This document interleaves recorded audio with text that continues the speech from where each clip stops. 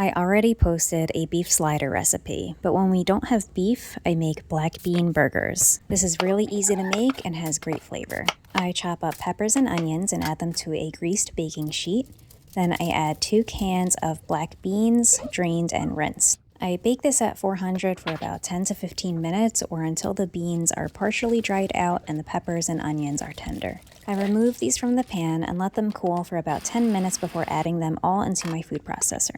I do a good mix until well combined, then add ketchup, Worcestershire sauce, onion powder, and chili powder.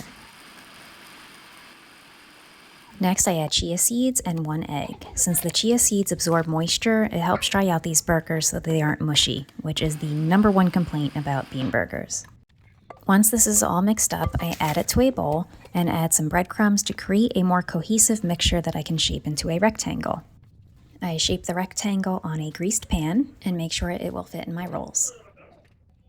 This bakes at 400 for 10 minutes, then I cut it into quarters so it's easier to flip and put them back in the oven for another 10 minutes.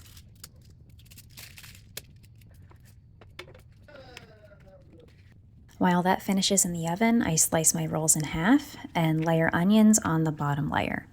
This is totally optional, but we are onion lovers. Now that the burgers are done, I fit them onto the bottom half of the rolls, cutting them up to fit as needed. Then I add a layer of cheese and put these back in the oven for a few minutes or until the cheese is melted. I take them out of the oven, turn the oven off, put the roll tops on, and then I heat them back in the oven for about 2 to 3 minutes. Finally, it's time to slice them up. I always look forward to eating these, especially since they're on the healthier side compared to beef sliders.